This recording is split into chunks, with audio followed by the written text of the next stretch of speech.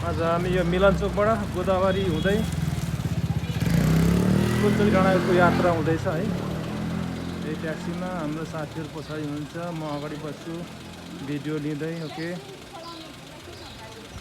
यहाँबाट सातो बाटो हुँदै गोदावरी हुँदै जानेछौँ हामी फुलचोकीको यात्रामा। ओके, बेसी सातो बाटो आज कति खुला छ हौ। सातो बाटोबाट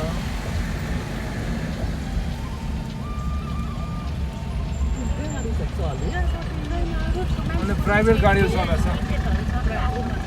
ओ, हामी जाने त्यो तिनका थुम्की भएको ठाउँ फुलचोकी उहाँलाई ढाकेको छ।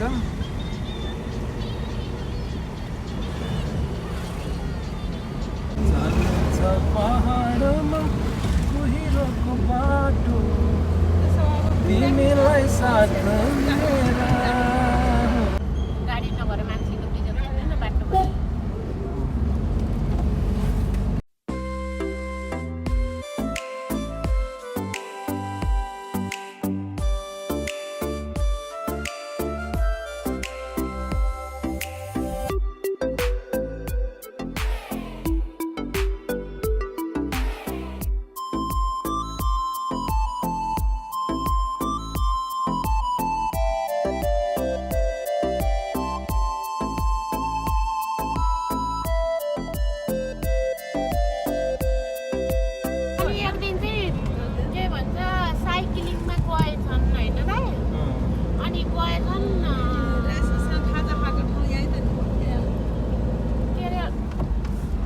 गोदावरी चोक अनि के अरे साइक्लिङ गएको पछि त उनीहरूको चाहिँ केही नै भएन छ साइकल।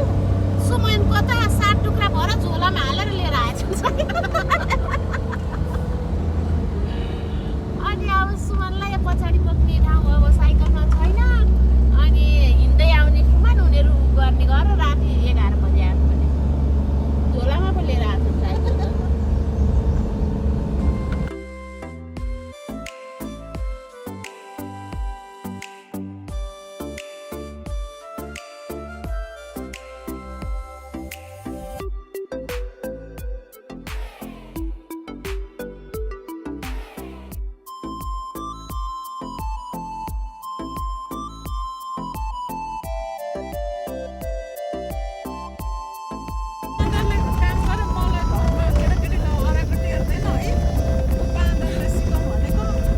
बन्द भएर जङ्गलतिर भागे जस्तो भएको छ कि म त्यो फिल गर्दैछु है।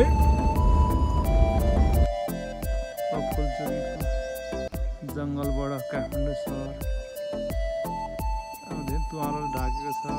गाडीबाट ओर्लेर म चाहिँ यो एउटा यस्तो खालको रुखको भिडियो लिइरहेको छु।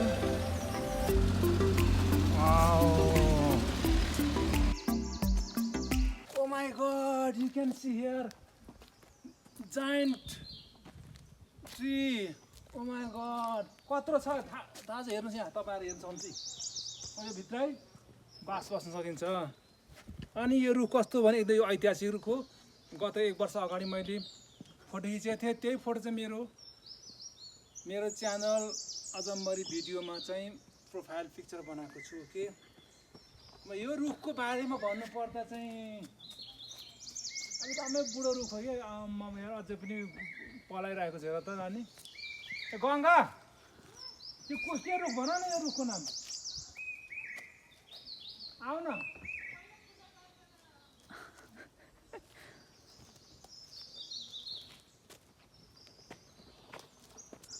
यो रुखको बारेमा जानकारी अलिकति बुझ्ने छ कि भनेर बोलाएको। यो के रुख भन त ल? यो खस्रो हो त? यो खस्रो होइन, लेखाल रुख हो होइन? यसको पात हेरेर थाहा हुन्छ नि त अलिक। गुगलबाट पत्ता लगाएर पात के नानी भन त ल? उयो रहेछ, देखिरहेको रुख हो यो। बाँझ भन्छ। बाँझ हो, हो बाँझ हो। यहाँ हेर नानी, यहाँ बाँसको पात एकपल्ट देखाउ त ल। भित्र जानु आन्टी। चट्याङले हानेर छ के? होइन, चट्याङ हो नि। बुढो भएर त खोक्रो भएको हो, त्यो मासु सिद्धिएको हौ, हड्डी र छाला मात्रै छ बिचरा। हेलो ल यत्रो घर जस्तो ओडार बनेको रुखमा ल यहाँ हेर त यहाँ हेर नानी यहाँ यता हिजो कत्रो छ यो साइजहरू बोक्रा मात्रै छ हौ ओ माय गॉड हेर नानी यहाँ माथि अनि हजुर देखो त ल बोक्रा मात्रै छ है त्यो भित्र च्याउ उम्रेको छ ल उसमा ओ माई गॉड बाँसको रुख यो कति वर्षको होला त्यो कमसेकम 100 इयर्स ओल्ड होला यो यार 100 वर्षको हुनुपर्छ यो मिनिमम पनि है फेरि तर थ्याङ्क गड यो बाटो बनाउने मान्छेहरू धेरै धन्यवाद छ है यो बाटो बनाउँदाखेरि यसलाई ड्यामेज नभइकन यसलाई के असर नभइकन बाटो बनाउनु भएछ के फोटो खिच्दिनु त मलाई एउटा ल भिडियो नमाउने गर्दिन अझ भित्र गर्दा नि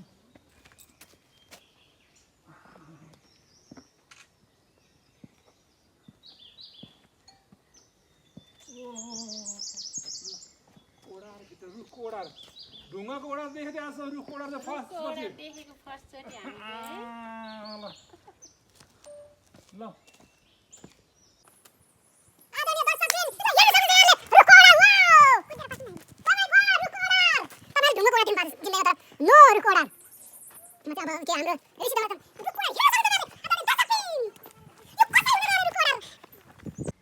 जानु छ पहाडमा कुहिरोको बाटो जानु छ पहाडमा कुहिरोको बाटो तिमीलाई साथ लिएर हो तिमीलाई साथ लिएर ओ माय गॉड कति राम्रो पहाड यार भक्तपुर ललितपुर यहाँ चाहिँ बाटो देखाउने हामीलाई है गाइड हाम्रो गाइड अगाडि हुनुहुन्छ हामी पछ्याउँदैछौँ भनेर भरे ब्लगमा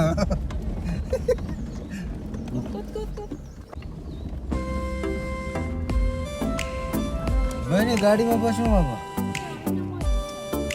हिँड्दै आउने हो श्री सूर्यदल भड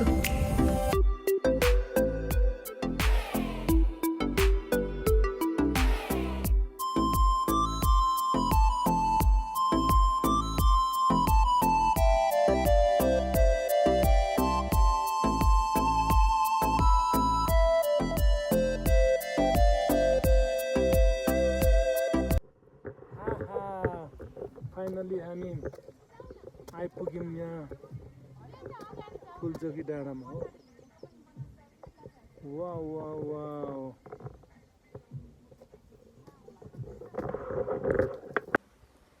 फुलचोकी टावर हो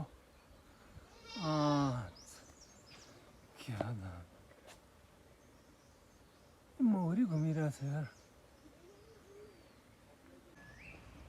फुलचोकीमा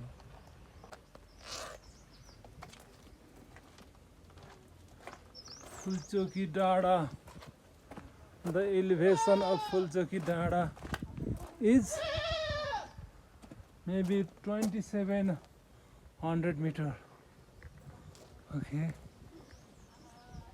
यो काठमाडौँ भ्याली वरिपरि सबभन्दा अग्लो डाँडा हो यो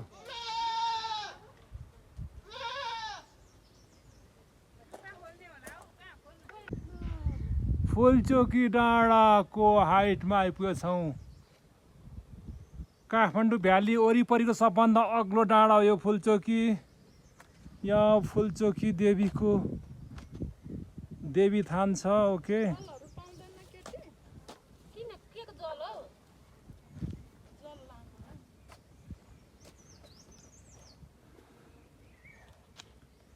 यसको उचाइ तपाईहरु हेर्न सक्नुहुन्छ 2700 metre Oh my god, it's not a joke, 2700 metre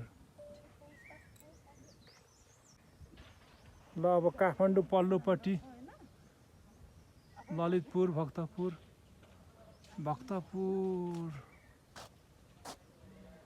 आउनुहोस् घन्टी झुन्डाउने हजुर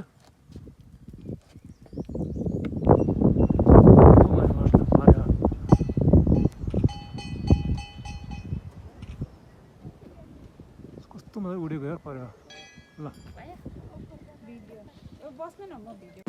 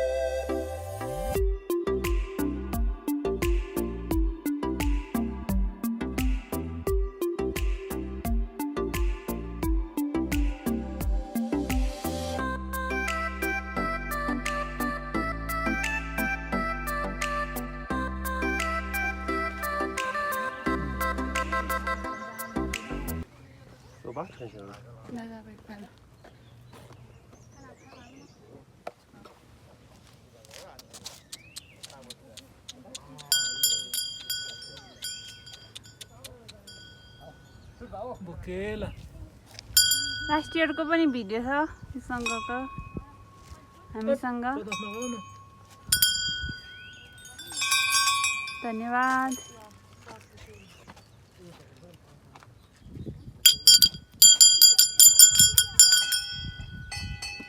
त्यो ठ्याक्कै उसको बिच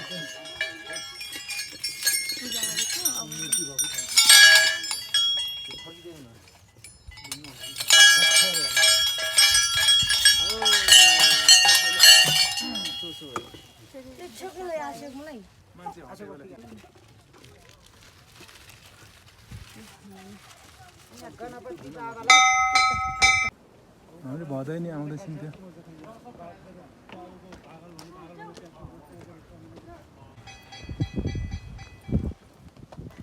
यो खासमा के गरे नानी यो चाहिँ खोइ पाहाड यसको अर्थ के हो लड्न लागिसक्यो के हो त्यो भएन यहाँ राखौँ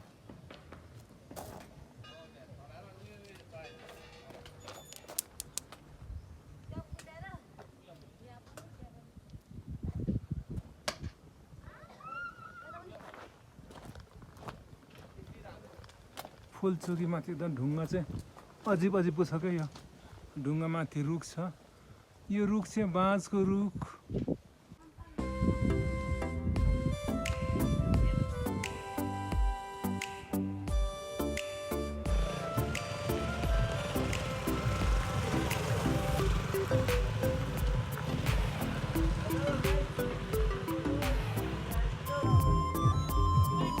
टोलीहरू यहाँ ट्याक्सीमा पसिसकेको अवस्था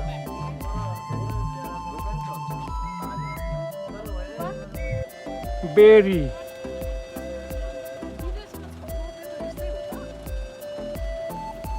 लहरे ऐसेलु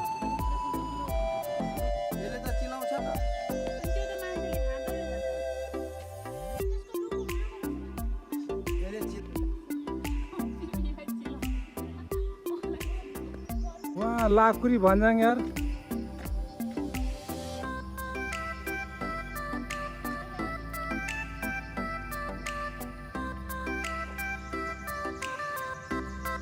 चोरी भन्छ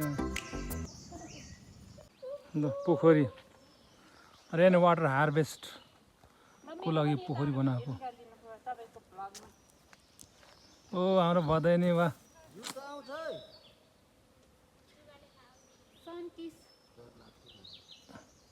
मलाई जुकासँग डर लाग्दैन मलाई सर्पसँग मात्र डर लाग्छ